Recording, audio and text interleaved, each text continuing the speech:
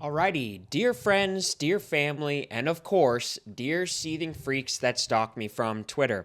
Welcome to Marchese Methods, where we talk all about how to get your eyes on the prize and ascertain success in the realms of muscle, money, mentality, and marriage.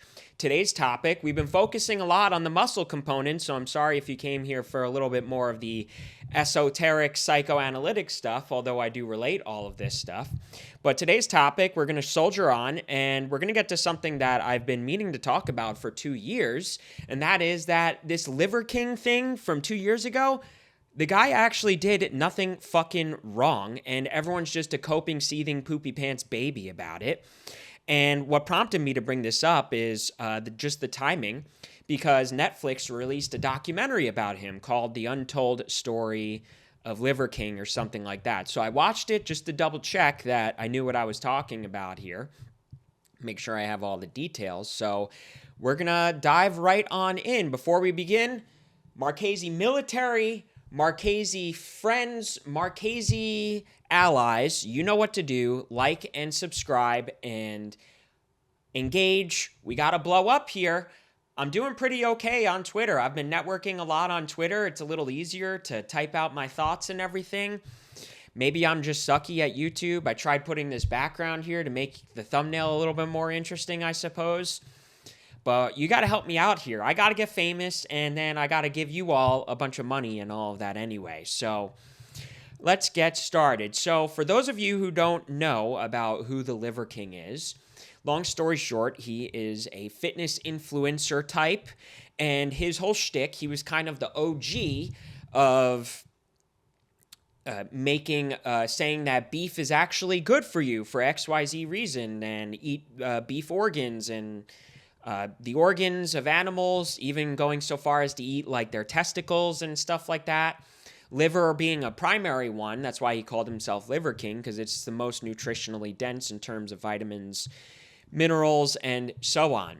So he started this however many years ago, and he was conspicuously big the whole time, right? It wasn't just, he ate liver or whatever. He was like a health hippie. He was also jacked. He was also huge. And so he was pretty big this entire time. And what happened was that in 2022, an email leaked of him asking somebody for some kind of performance-enhancing drug stack, which was estimated to cost him about $11,000 per month, the cycle he was on. And so here's where it begins, our story begins, and that is that all the fucking seething baby mediocrities lost their fucking minds at the scandal that he had, because he heckin' lied to everybody, and it just frickin' hurt me, man, because I frickin' looked up to him, and he was a frickin' cool guy and my hero, and he helped me, frickin' get in better shape. And it's all so pathetic, and this is really a landmark example of my primary gripe with all of this stuff and my primary teaching to you, and that is that being a mediocre, just not fat, WebMD.com healthy person is not the same thing as being a sexed up freak fucking beast monster. And so let's dive in here. So for starters, was this really a huge fucking shock? I mean, you could look him up. I'll try not to be lazy and put a picture of him up in the video here.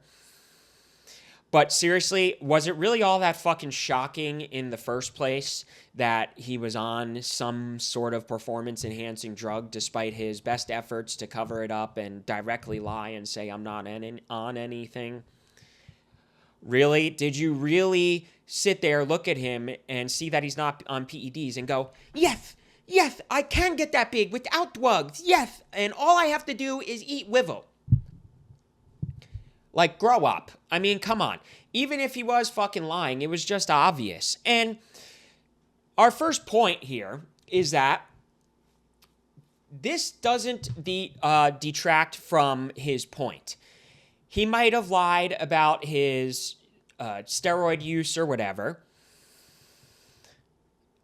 But it's not like he said, oh, hey, by the way, do everything I say and you'll look exactly identical to me to the exact pound and body fat percentage and so on.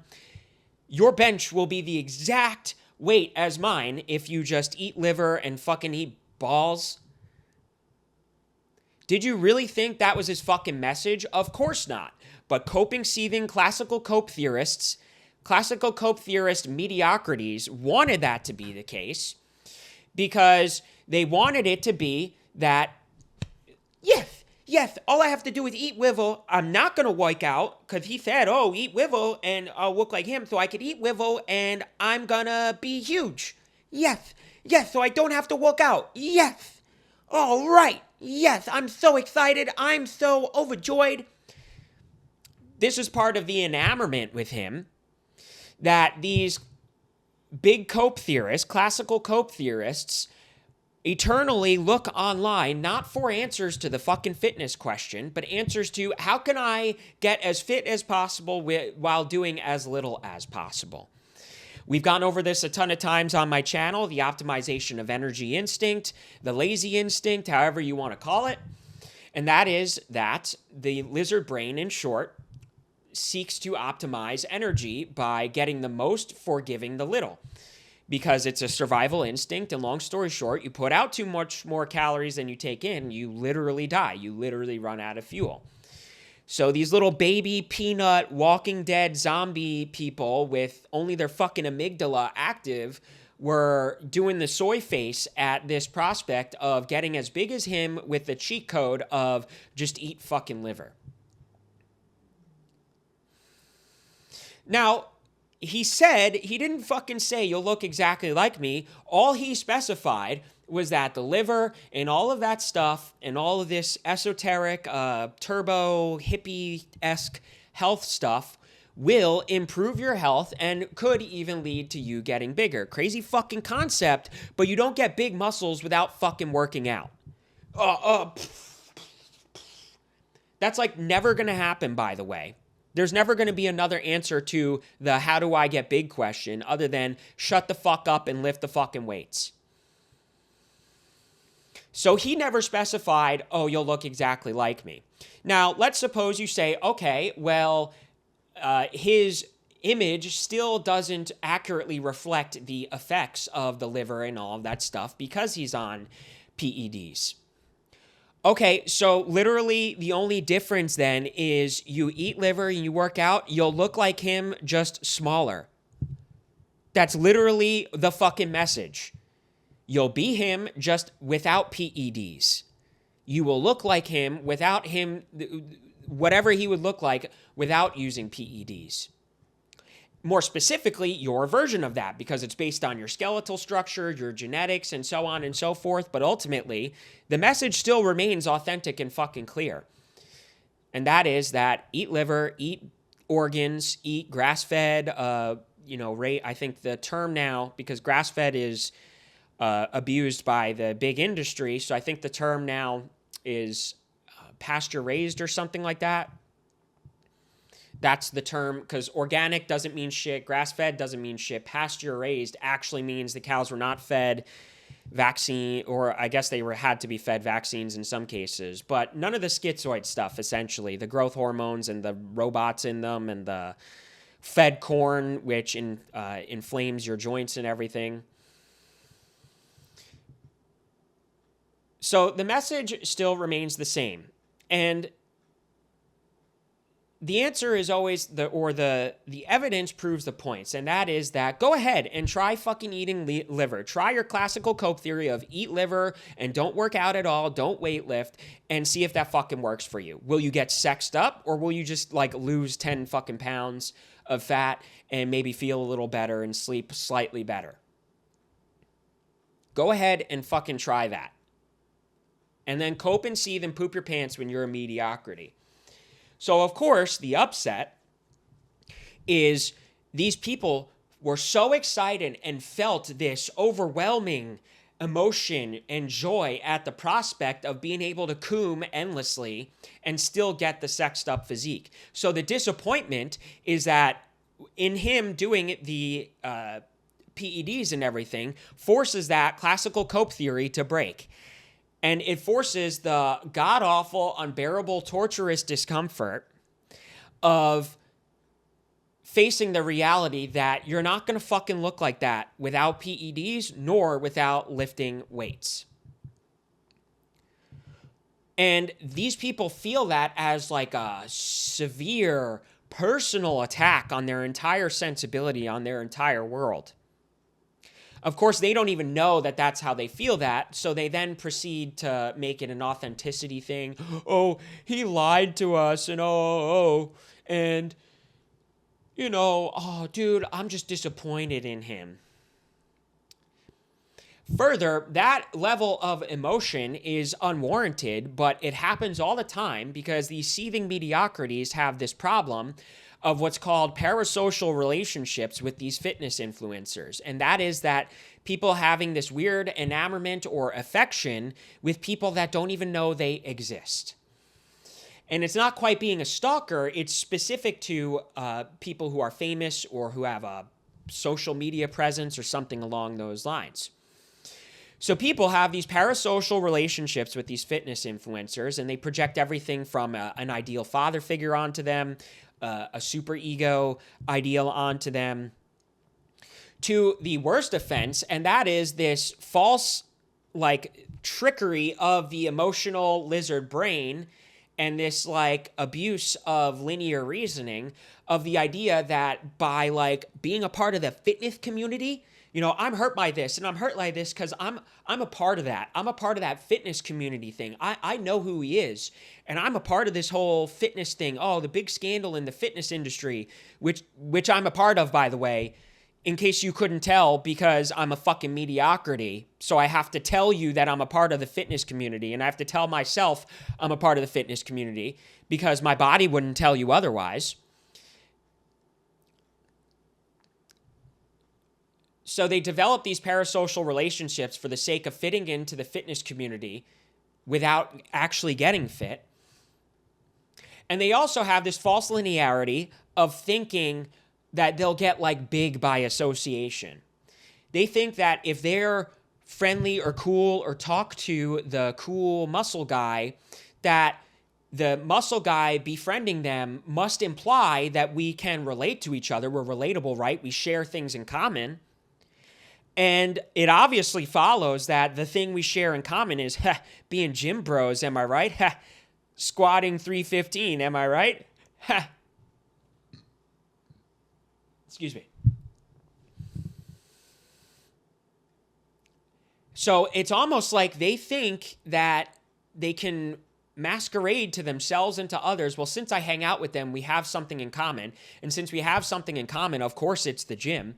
And if what we have in common is the gym and we really relate on that, that must mean we work out the same way and do the same things, which must imply we get the same results. Therefore, QED, I'm big. I'm a big gym bro. But the proof is always in the fucking pudding. You'll never be able to lie to yourself, and you'll never be able to be dishonest. So this is part of where the hysteria comes from, too, in that these people lapped up this parasocial relationship opportunity to project that they are big without having to fucking do anything. Through big by association, false linearity, and by this gay linearity, this gay homoerotic relationship with these characters. So, and this classical cope theory is why he got famous, because it provides all of that. The fame isn't even, like, he didn't do anything special. He wasn't saying anything all that special. The fame that arose is because it has nothing to do with the groundbreaking discovery of liver and everything, and this isn't to shit on him, but it has nothing to do with that groundbreaking, epic owning the shit out of the big pharma, the heckin' greedy big pharma. It has nothing to do with that. He rose to fame because he told everyone what they wanted to fucking hear. And he didn't do so with the intention of it that way. I'm defending him. He didn't do so with the intent of, you fucking faggot mediocrities taking it and interpreting it in your gay little way of making it a classical cope theory to excuse yourselves from working out. So that's the blow up. He told everyone what they wanted to hear.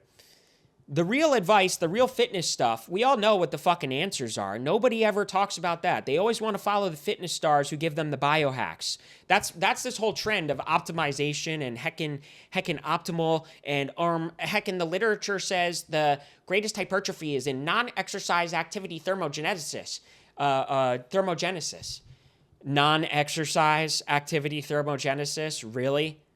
Or the literature says that the most prominent and effective optimization way of contracting your latissimus dorsi in the gluteal phase of mediation is to do 3 sets once a week or once a month. Yeah, no, it's fucking not. Because all of this stuff, when you dig into it, this is the broader theme. All this stuff, when you dig into it, this optimum and all of that is not optimal for the goal of getting sexed up. It's always optimal for the goal of getting the most while putting in the least. But that optimal ratio doesn't imply that the result will get you sexed the fuck up. In short, a lot of this stuff will say it's optimal to do one workout a week because you get the most muscle yield out of that. But that doesn't comparative to other exercise, but that doesn't imply that you'll get sexed up because it doesn't compound, it doesn't summate, it doesn't like linearly develop. It's just in that moment that you get the most bang for your buck, so to speak.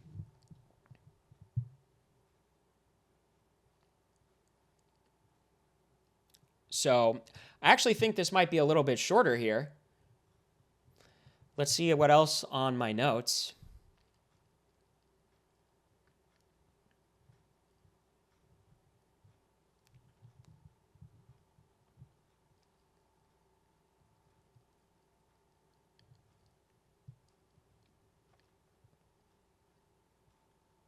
Yeah, I guess this one will be a little shorter here. So that's good news, right? I can give you a little bit more things to pay easier attention to.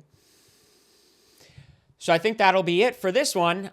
Remember to like and subscribe and follow me on everything. You guys might have seen I've been posting some YouTube shorts. I've been getting more into that. The highly requested, more digestible, because you guys just can't help yourselves. And you just have to, watch brain rot instead of actually watch and try to solve your problems. That's just a joke. You're all based and cool and epic. I know there's a couple of you guys who watch everything all the way through, and you guys are going to make it. Everyone's going to make it who listens to me. Everyone who Marchese maxes is going to make it if you listen to me. But particularly the guys who pay full attention to everything all the way through most certainly are well on their way to success. So I think that's everything. I'm hosting a space soon on Twitter, and I will upload those spaces here commensurate to when I download them and set them up and everything. So remember to follow me on X. Follow me on TikTok too. Marchese Methods for everything. The Discord server is open. This Discord server, in case you're a little unclear, it is a little bit more direct access to me for advice, questions on literally anything and everything, right? I've told you how I'm a based therapist, not actually quite yet, but I basically fulfill that role. I'm just in training for now, so I can't call myself that officially, but I can provide you with everything you need to develop that relational component that will yield you to the success. I mean, right? You can Google all this stuff. This is why I don't provide you workouts or whatever. This is why I won't tell you to pay me to give you a workout that you could fucking Google. Bruh, ad.